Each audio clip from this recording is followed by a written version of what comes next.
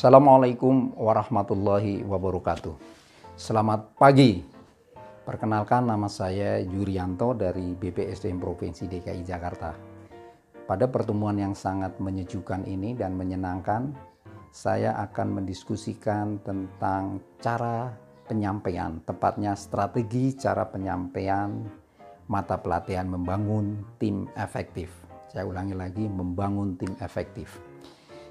Landasan hukum yang mendasari mata pelatihan ini adalah Undang-Undang ASN, Undang-Undang Nomor 5 Tahun 2014, Peraturan Pemerintah Nomor 11 Tahun 2017 tentang Manajemen PNS. Yang ketiga adalah Permen PAN RB Nomor 38 Tahun 2017 tentang Standar Kompetensi Jabatan ASN. Dan yang keempat adalah Kepkalan nomor 1006-K-PDP.07-2019 tentang kurikulum pelatihan kepemimpinan pengawas. Dalam hal ini akan saya highlight lagi bahwa program pelatihan ini adalah pelatihan kepemimpinan pengawas atau PKP. Dan agenda pembelajarannya adalah agenda kepemimpinan pelayanan atau agenda 2. Sedang mata pelatihan dalam hal ini adalah pertama, diagnosa organisasi, yang kedua, berpikir kreatif dalam pelayanan, yang ketiga adalah membangun tim efektif, dan yang keempat adalah kepemimpinan dalam melaksanakan tugas.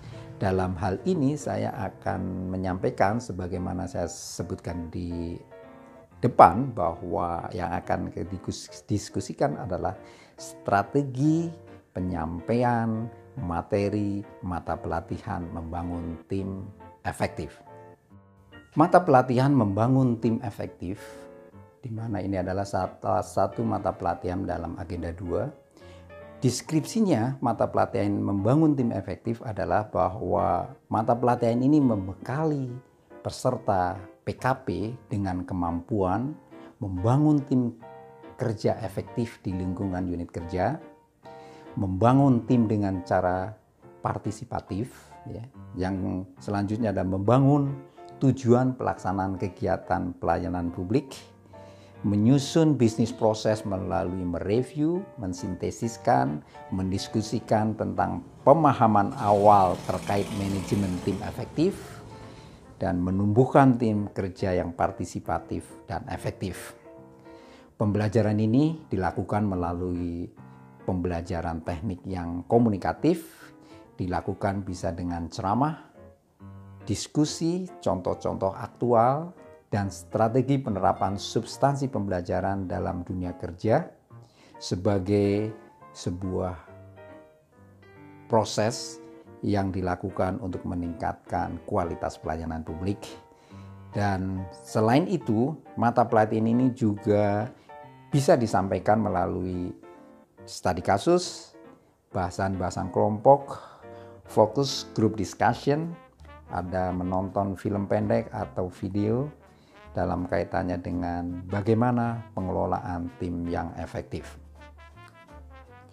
Tujuan belajar dari mata pelatihan membangun tim efektif adalah bahwa peserta setelah mengikuti pelatihan ini diharapkan mampu mengelola tim kerja yang partisipatif dan efektif untuk pelaksanaan kegiatan pelayanan publik yang efisien dan efektif.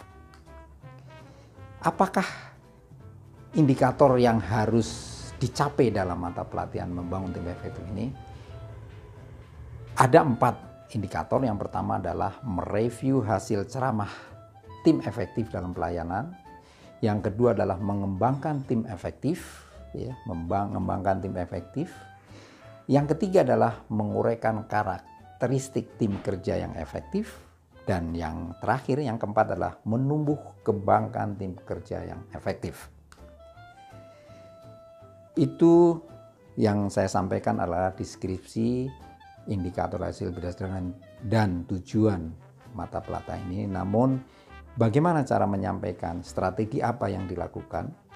Strateginya secara umum yang akan digunakan adalah Yang pertama adalah pendahuluan, ini strategi umum. Yang kedua adalah penyajian, yang ketiga adalah penutup. Dalam pendahuluan kita sampaikan dengan ice breaking, dengan game supaya terjadi situasi dan kondisi peserta yang menyenangkan dan peserta yang ingin mempelajari lebih jauh tentang apa sebetulnya tim efektif. Yang kedua adalah penyajian. Penyajian ini bisa dengan berbagai media, namun disarankan adalah dengan uraian, ya, dengan contoh, dengan diskusi apa yang dialami oleh peserta, serta membahas kekuatan dan kelemahan yang dialami oleh peserta dalam pelayanan publik. Sedangkan sebagai penutup, kita akan gunakan adalah umpan balik, feedback dari para peserta kepada proses yang telah dilalui, dan tindak lanjutnya secara sistematis dan konvergen supaya terjadi efektivitas dalam penyampaian mata pelatihan membangun tim efektif. Sedangkan nanti masing-masing sub materi pokok akan dibahas strategi yang pas yang bisa dimanfaatkan oleh para fasilitator. Mata pelatihan membangun tim efektif terdiri dari 4 sub materi pokok. Ya, sub materi pokok. Saya akan uraikan satu persatu sub materi pokok tersebut dan bagaimana strategi yang disarankan dan mungkin pas untuk menyampaikan masing-masing sub materi pokok. Sub materi pokok yang pertama adalah tentang analisis ceramah tim efektif dan dalam pelayanan. Analisis ceramah tim efektif dalam pelayanan. Dalam sub materi pokok ini terdiri dari 4, yaitu esensi ceramah tim efektif, ya, sub materi pokok. Yang kedua adalah analisis proses dan hasil ceramah. Bagaimana hasil ceramah kita analisis dan apa yang kekuatannya dan apa kelemahannya dan bagaimana solusi untuk menyelesaikan hal tersebut. Yang ketiga adalah pembelajaran lesson learn dari ceramah yang tadi kita sudah sampaikan. Kita banyak belajar dari situ, mana kekuatan dan mana kelemahan. Dan yang keempat adalah strategi bagaimana penerapan dari hal tersebut, dari pembahasan tersebut dalam dunia kerja. Itu materi pokok yang pertama. Sedangkan bagaimana cara menyampaikan dan bagaimana kita menyampaikan sub materi pokok yang pertama tersebut? Yang pertama adalah kita dekati dengan contoh real, artinya kita bagi kelas dalam 5 kelompok, bisa 5, bisa 6 kelompok. Yang kedua, kelompok syaratnya adalah anggotanya yang variatif, ya, artinya dari SKPD yang berbeda, dari OPD yang berbeda, sehingga hasilnya nanti diskusinya konstruktif. Yang ketiga, kelompok disusun tim yang lengkap, ada ketua, ada sekretaris, dan ada anggota tentunya. Dan kelompok menceritakan pelayanan, masing-masing anggota menceritakan pengalamannya. Dan nanti tim itu memilih salah satu contoh yang pas yang akan dibahas dalam kelompok tersebut. Tentunya proses pemilihan itu merupakan proses dan perlu dihargai proses tersebut karena tidak tiba-tiba tapi melalui proses. Dan selanjutnya setelah selesai, setiap kelompok diberikan kesempatan untuk menyampaikan hasil dari diskusinya itu berdasarkan contoh real, ya, contoh real yang dialami peserta, dan fasilitator nanti mengulas, menganalisis, dan memberikan respon. Materi pokok kedua yaitu tim efektif dalam pelayanan. Dalam materi pokok kedua ini terdiri dari 5 sub materi pokok. Yang pertama adalah pengertian tim efektif. Yang kedua adalah tahapan membangun tim efektif. Yang ketiga, komposisi tim efektif. Keempat adalah peran kepemimpinan dalam membangun tim efektif. Yang kelima adalah kolaborasi tim sukses dan efektif. Dan dalam hal ini nanti diterangkan tahapannya yang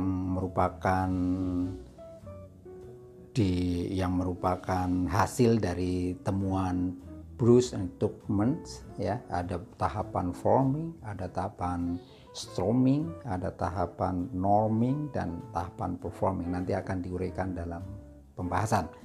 Selanjutnya ada lagi komposisi tim efektif. Apa saja sebetulnya komposisi tim efektif yang bisa memberikan pelayanan publik yang baik. Selanjutnya adalah peran kepemimpinan tim efektif seperti apa. Anggota dan persyaratan dari anggota yang tim efektif ini juga perlu menjadi perhatian kita. Dan kolaborasi apa yang telah pernah atau dilakukan untuk membangun tim efektif. Mengingat sub materi pokok ini cukup komprehensif, maka strateginya adalah dengan auto evaluasi. Dalam hal ini caranya adalah dengan membagi kelompok kelas peserta menjadi 5 kelompok. Dalam 5 kelompok itu anggotanya variatif, dan pastikan bahwa ada ketua, ada sekretaris, dan prosesnya adalah diserahkan kepada masing-masing kelompok, karena dalam kelas itu ada beberapa kelompok. Dan setelah itu dari setiap kelompok dia memilih timnya, memilih contoh tim yang anggotanya adalah yang pernah dialami oleh peserta anggota kelompok itu. Dan dari situ pasti kalau ada 5 berarti ada 5 tim. Dari 5 tim serahkan kepada kelompok untuk membahas, pilih salah satu tim, dan dalam tim itu dibahas secara detail tentang tadi proses pembentukannya seperti apa, kolaborasinya pernah atau tidak, atau dibahas secara detail ya, auto evaluasi ini. Dan setiap kelompok menganalisis ya, setiap kelompok menganalisis tadi, masing-masing kelompok menganalisis tim hasil diskusi itu. Apakah kekuatannya, ataukah kelemahannya, ataukah ancamannya, atau opportunity-nya seperti apa, dan apa yang serius, apa yang menjadi penting bagi tim tersebut. Setelah itu masing-masing kelompok paparan, dan kelompok paparan dibahas oleh kelompok-kelompok lain, dan akhirnya kelompok lain memberikan saran masukan untuk perbaikan tim tersebut, dan fasilitator mengulas, memberikan respon, dan menganalisis. Kita selanjutnya ke materi pokok ketiga, yaitu karakteristik tim kerja efektif. Dalam hal ini, materi pokok ini terdiri dari 8 sub materi pokok. Yang pertama adalah tujuan tim, yang kedua adalah struktur tim, yang ketiga adalah tim yang kompeten, keempat adalah komitmen bersama dalam tim, kelima iklim kerjasama, yang keenam ada standar ukuran keberhasilan tim, yang ketujuh adalah dukungan dari eksternal, dan yang kedelapan adalah kepemimpinan yang berprinsip. Ini juga merupakan sub materi pokok yang cukup komprehensif, maka saran untuk strateginya seperti apa adalah strategi seperti pada materi pokok ketiga, yaitu evaluasi, mirip sama. Dan ini kelompok peserta dibagi menjadi kelompok. Masing-masing kelompok itu pastikan variatif dari berbagai SKPD, OPD, dan dibagi dalam masing-masing kelompok pastikan ketuanya ada, sekretarisnya ada, dan anggota ada. Dan setiap kelompok memilih dari masing-masing peserta yang diusulkan apa yang akan dibahas yang mewakili kelompok tersebut. Tim memutuskan satu dari beberapa contoh tim yang diusulkan oleh peserta, dan itu dibahas dengan detail, dengan pendekatan adalah karakteristik dari tim seperti apa. Setelah itu dipaparkan, masing-masing kelompok paparan, kelompok lain menilai, memberi masukan untuk perbaikan tim tersebut. Selanjutnya fasilitator menganalisis, mengulas, dan memberi respon. Akhirnya pada materi pokok yang terakhir, yaitu materi pokok keempat tentang strategi membangun tim kerja yang efektif.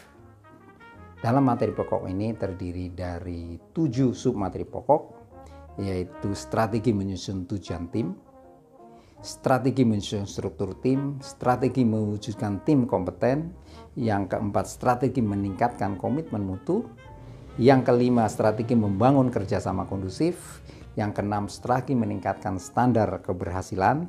Dan yang ketujuh adalah strategi meningkatkan dukungan pihak luar.